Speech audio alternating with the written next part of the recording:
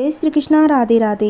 मेरे सभी प्यारे भक्तों पर भगवान विष्णु की कृपा सदैव बनी रहे। आप और आपके परिवार को बैसाख मास की हार्दिक शुभकामनाएं। आज से हमारे चैनल पर बैसाख मास के अध्याय और कथाएं सुनाई जाएगी। आप इन कथाओं का पूरा आनंद लें और इसे शेयर भी करें, जिससे पुण्य कथाओं को सुनकर इससे लाभ उठा सके। आइए भक्तों, आज की कथा प्रारंभ करते हैं। सूत जी कहते हैं, राजा अम्बरीश ने ब्रह्मा के पुत्र देव ऋषि नारद से पुण्य में बैसाख मास का महात्म्य इस प्रकार पूछा। ब्राह्मण, मैंने आपसे सभी महीनों का महात्म्य सुना। उस समय आपने यह कहा था कि सब महीनों में बैसाख मास का महीना सबसे श्रेष्ठ है। इसीलिए यह बताने की कृपा करें कि बैसाख मास क्यों भगवान विष्णु को प्रिय है और उस समय कौन कौन से धर्म भगवान विष्णु के लिए प्रीतिकारक है। नारद जी ने कहा, बैसाख मास को ब्रह्मा जी ने सब मासों में उत्तम सिद्ध किया है। वह माता की भांति सब जीवों को सदा अभिष्ट वस्तु प्रदान करने वाला है। धर्म, यज्ञ, क्रिया और तपस्या का सार है। संपूर्ण देवताओं द्वारा पूजित है। जैसे विद्याओं में वेद विद्या, मंत्रों में प्रणव, वृक्षों में कल्प वृक्ष, धेनुओं में कामधेनु, देवताओं में विष्णु, वर्णों में ब्राह्मण, प्रिय वस्तुओं में प्राण, नदियों में गंगा जी, तेजों में सूर्य, अस्त्र में चक्र, धातुओं में सुवर्ण, वैष्णवों में शिव तथा रत्नों में कौस्तुभमणि है। उसी प्रकार दमक साधन भूत महीनों में बैसाख मास सबसे उत्तम है। संसार में इसके समान भगवान विष्णु को प्रसन्न करने वाला दूसरा कोई मास नहीं है। जो बैसाख मास में सूर्योदय से पहले स्नान करता है, उससे भगवान विष्णु निरंतर प्रीति करते हैं। पाप तभी तक गरजते हैं जब तक जीव बैसाख मास में प्रातःकाल जल में स्नान नहीं कर लेता। हे राजन, बैसाख के महीने में सब तीर्थ आदि देवता तीर्थ के अतिरिक्त बाहर के जल में भी सदैव स्थित रहते हैं। भगवान विष्णु की आज्ञा से मनुष्यों का कल्याण करने के लिए वे सूर्योदय से लेकर 6 दंड के भीतर तक वहां मौजूद रहते हैं। बैसाख के समान कोई मास नहीं है। सतयुग के समान कोई युग नहीं है। वेद के समान कोई शास्त्र नहीं है और गंगा जी के समान कोई तीर्थ नहीं है। जल के समान दान नहीं है। खेती के समान धन नहीं है और जीवन से बढ़कर कोई लाभ नहीं है। उपवास के समान कोई तप नहीं। दान से बढ़कर कोई सुख नहीं। दया के समान धर्म नहीं। धर्म के समान मित्र नहीं। सत्य के समान यश नहीं। आरोग्य के समान उन्नति नहीं। भगवान विष्णु से बढ़कर कोई रक्षक नहीं और बैसाख मास के समान संसार में कोई पवित्र मास नहीं। ऐसा विद्वान पुरुषों का मत है। बैसाख श्रेष्ठ मास है और शेष साई भगवान विष्णु को सदा प्रिय है। सब दानों से जो पुण्य होता है और सब तीर्थों में जो फल होता है, उसी को बैसाख मास में मनुष्य केवल जलदान करके प्राप्त कर लेता है। जो जलदान में असमर्थ है, ऐसे ऐश्वर्य की अभिलाषा रखने वाले पुरुष को उचित है कि वह दूसरे को प्रबोध करे, दूसरे को जलदान का महत्व समझाए। यह सब दानों से बढ़कर हितकारी है। जो मनुष्य बैसाख में सड़क पर यात्रियों के लिए प्याऊ लगाता है, वह विष्णु भगवान में प्रविष्ट हो जाता है। हे नृप श्रेष्ठ, प्याऊ लगवाना देवताओं, पितरों तथा ऋषियों को अत्यंत प्रीति देने वाला है। जिसने प्याऊ लगाकर रास्ते के थके मादे मनुष्यों को संतुष्ट किया है, उसने ब्रह्मा, विष्णु और शिव आदि देवताओं को संतुष्ट कर लिया है। हे राजन, बैसाख मास में जल की इच्छा रखने वाले को जल, छाया चाहने वाले को छाता और पंखे की इच्छा रखने वाले को पंखा देना चाहिए। हे राजेंद्र, जो प्यास से पीड़ित महात्मा पुरुष के लिए शीतल जल प्रदान करता है, वह उतने ही मात्र से 10,000 राजसूय यज्ञों का फल पाता है। धूप और परिश्रम से पीड़ित ब्राह्मण को जो पंखा डुलाकर हवा करता है, वह उतने ही मात्र से निष्पाप होकर भगवान का पार्षद हो जाता है। जो मार्ग से थके हुए श्रेष्ठ द्विज को वस्त्र से भी हवा करता है, वह उतने से ही मुक्त हो भगवान विष्णु का राजसूय प्राप्त कर लेता है। जो शुद्ध चित्त से ताड़ का पंखा देता है, वह सब पापों का नाश करके ब्रह्मा लोक को जाता है। जो विष्णु प्रिय बैसाख मास में पादुका दान करता है वह यमदूतों का तिरस्कार करके विष्णु लोक में जाता है। जो मार्ग में अनाथों के ठहरने के लिए विश्रामशाला बनवाता है उसके पुण्य फल का वर्णन किया नहीं जा सकता। मध्याह्न में आए हुए ब्राह्मण अतिथि को यदि कोई भोजन करा दे तो उसके फल का अंत नहीं। हे राजन, अन्नदान मनुष्य को तत्काल तृप्त करने वाला है, इसलिए संसार में अन्न के समान कोई दान नहीं। जो मनुष्य मार्ग के थके हुए ब्राह्मण के लिए आश्रय देता है उसके पुण्य फल का वर्णन नहीं किया जा सकता। हे राजन, जो अन्नदाता है वह माता पिता आदि का भी विस्मरण करा देता है, इसीलिए तीनों लोकों के निवासी अन्नदान की ही प्रशंसा करते हैं। माता और पिता केवल जन्म के हेतु पर जो अन्न देकर पालन करता है, विद्वान पुरुष इस लोक में उसी को पिता कहते हैं। नारद जी कहते हैं, बैसाख मास में धूप से तपे और थके मादे ब्राह्मणों को शर्मनाशक सुगध पलंग देकर मनुष्य कभी जन्म मृत्यु आदि के क्लेशों से कष्ट नहीं पाता। जो बैसाख मास में पहनने के लिए कपड़े और बिछावन देता है वह उसी जन्म में सब भोगों से संपन्न हो जाता है। वह समस्त पापों से रहित हो ब्रह्मा निवारण अर्थात मोक्ष को पाता है। जो तिनके की बनी या अन्य खजूर आदि के पत्तों से बनी हुई चटाई दान करता है उसकी उस चटाई पर साक्षात भगवान विष्णु शयन करते हैं। चटाई देने वाला और बैठने और बिछाने आदि में सब ओर से सुखी रहता है। जो सोने के लिए चटाई और कंबल देता है वह उतने ही मात्र से मुक्त हो जाता है। निद्रा से दुख का नाश होता है, निद्रा से थकावट दूर होती है और वह निद्रा चटाई पर सोने वाले को सुखपूर्वक आ जाती है। धूप से कष्ट पाए श्रेष्ठ ब्राह्मण को जो सुख समतर वस्त्र दान देता है वह पूर्ण आयु और परलोक में उत्तम गति को पाता है। जो पुरुष ब्राह्मण को फूल और रोली देता है वह लौकिक भोगों का भोग करके मोक्ष को प्राप्त करता है। जो खल कुश और जल से वासित चंदन देता है वह सब भोगों में देवताओं की सहायता पाता है तथा उसके पाप और दुख की हानि होकर परमानंद की प्राप्ति होती है।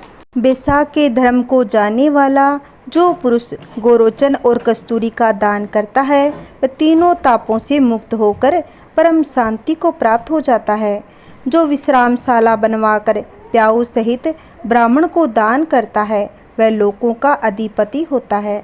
जो सड़क के किनारे बगीचा, पोखरा, कुआं और मंडप बनवाता है वह धर्मात्मा है, उसे पुत्रों की क्या आवश्यकता। उत्तम शास्त्र का श्रवण, तीर्थ यात्रा, सत्संग, जलदान, अन्नदान, पीपल का वृक्ष लगाना तथा पुत्र, इन 7 को विद्वान पुरुष संतान मानते हैं।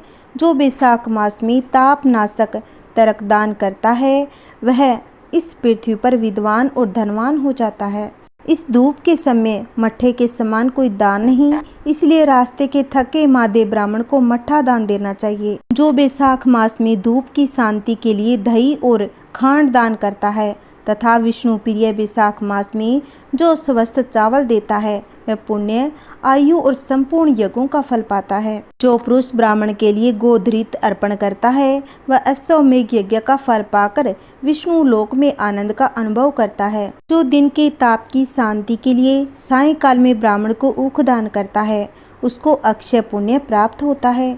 जो बैसाख मास में शाम को ब्राह्मण के लिए फल और शरबत देता है उससे उसके पितरों को निश्चय ही अमृत पान का अवसर मिलता है। जो बैसाख के महीने में पके हुए आम के फल के साथ शरबत देता है उसके सारे पाप निश्चय ही नष्ट हो जाते हैं। जो बैसाख की अमावस्या को पितरों के उद्देश्य से कस्तूरी, कपूर, बेला और खस की सुगंध से वासित शरबत से भरा हुआ घड़ा दान करता है वह 96 घड़ा दान करने के बराबर पुण्य पा जाता है। बैसाख में तेल लगाना, दिन में सोना, कांस्य के पात्र में भोजन करना, खाट पर सोना, घर में नहाना, निषिद्ध पदार्थ खाना, दोबारा भोजन करना तथा रात में खाना, ये 8 बातें त्याग देनी चाहिए। जो बैसाख में व्रत का पालन करने वाला पुरुष पद्म पत्ते में भोजन करता है वह सब पापों से मुक्त हो विष्णु लोक में जाता है। जो विष्णु भक्त पुरुष बैसाख मास में नदी स्नान करता है वह 3 जन्मों के पाप से निश्चित ही मुक्त हो जाता है। जो प्रातःकाल सूर्योदय के समय किसी समुद्रगामिनी नदी में स्नान करता है वह 7 जन्मों के पाप से तत्काल छूट जाता है। जो मनुष्य 7 गंगाओं में से किसी में उषा काल में स्नान करता है वह करोड़ों जन्मों में उपार्जित किए हुए पाप से निसंदेह मुक्त हो जाता है। 9वीं गंगा, वृद्ध गंगा, गोदावरी, कालिंदी, यमुना, सरस्वती, कावेरी, नर्मदा और वेणी, ये 7 गंगाएं कही गई हैं। विशाख मास आने पर जो प्रातःकाल बावलियों में स्नान करता है उसके महापातकों का नाश हो जाता है। कंद, मूल, फल, शाक, नमक, गुड़, बेर, पत्तर, जल और तर्क जो भी वैशाख में दिया जाए यह सब अक्षय होता है। ब्रह्मा आदि देवता भी बिना दिए हुए कोई वस्तु नहीं पाते। जो दान से हीन है वह निर्धन होता है। अतः सुख की इच्छा रखने वाले पुरुष को वैशाख मास में अवश्य दान करना चाहिए। सूर्य देव के मेष राशि में स्थित होने पर भगवान विष्णु के उद्देश्य से अवश्य प्राप्त काल स्नान करके भगवान विष्णु की पूजा करनी चाहिए। कोई महिरथ नामक एक राजा था जो कामनाओं से आसक्त और अजितेंद्रिय था। वह केवल वैशाख स्नान के सुयोग से बैकुंठ धाम को चला गया। वैशाख मास के देवता भगवान मधुसूदन है, अतएव वह सफल मास है। वैशाख मास में भगवान की प्रार्थना का मंत्र इस प्रकार है। हे मधुसूदन, हे देवेश्वर माधव, मैं मेष राशि में सूर्य के स्थित होने पर वैशाख मास में प्रातः स्नान करूंगा। आप इसे निर्विघ्न पूर्ण कीजिए। अब अर्घ्य देते समय इस प्रकार कहें। सूर्य के मेष राशि पर स्थित रहते हुए वैशाख मास में प्रातः स्नान के नियम में संलग्न होकर मैं आपको अर्घ्य देता हूँ। हे मधुसूदन, इसे ग्रहण कीजिए।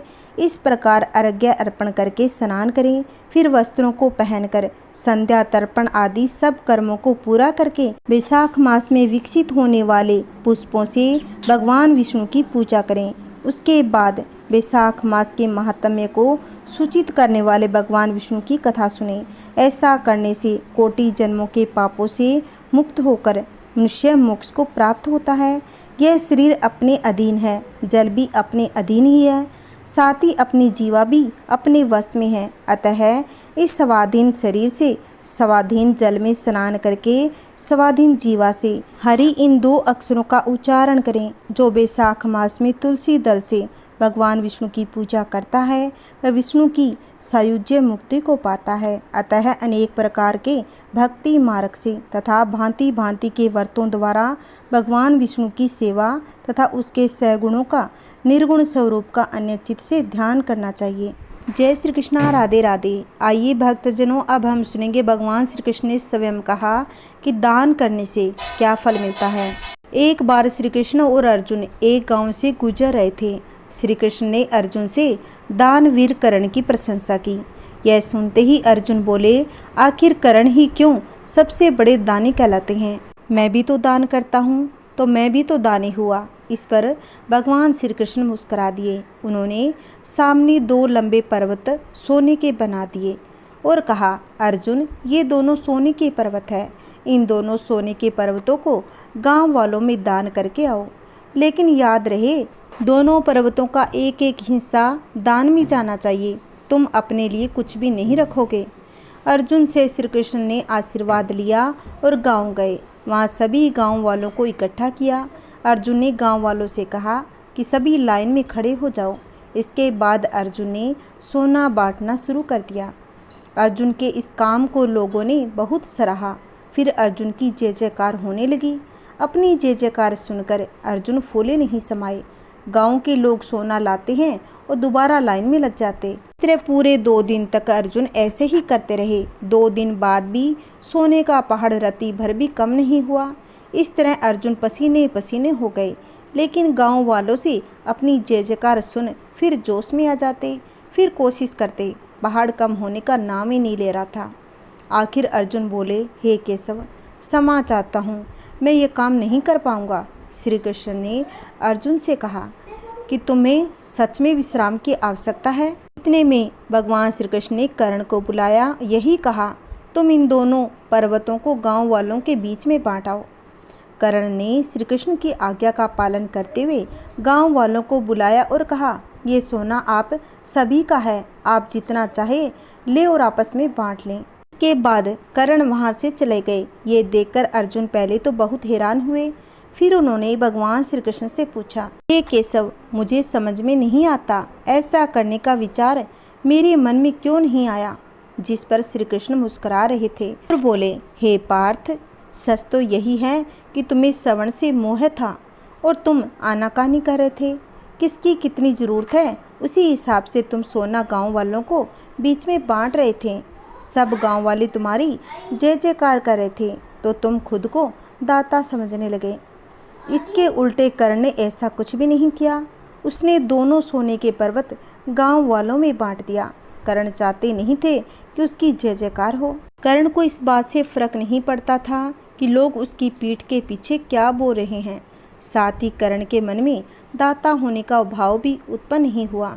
कर्ण अच्छे से जानते थे कि वो एक माध्यम है जो परमात्मा द्वारा दी गई चीज़ों को लोगों तक पहुंचाते हैं। दान कुछ भी पाने की इच्छा से नहीं किया जाता। इस प्रकार श्री कृष्ण ने बताया कि वैसा दान व्यर्थ है जिसमें किसी चीज़ को पाने की इच्छा हो। जब भी दान करें निस्वार्थ भाव से दान करें, तभी भगवान प्रसन्न होते हैं। इतना आपसे हो सके उतना दान तो अवश्य ही करना चाहिए। और कोई दान नहीं कर पाते हो तो आप जल दान तो अवश्य ही करें। कोई भी प्यासा हो उसे पानी बिना न जाने दें। जय श्री कृष्णा, राधे राधे। अगर आपको मेरी कथाएं अच्छी लगी होगी तो प्लीज़ मेरे वीडियो को शेयर करें, लाइक करें और कमेंट में विष्णु भगवान की जय अवश्य लिखना। अगर आपने अभी तक मेरे चैनल को सब्सक्राइब नहीं किया है तो प्लीज़ मेरे चैनल को सब्सक्राइब करें, जिससे आने वाली वीडियो की नोटिफिकेशन आपको मिलती रहेगी। जय श्री कृष्णा, राधे राधे। ओम नमः शिवाय। हर हर महादेव।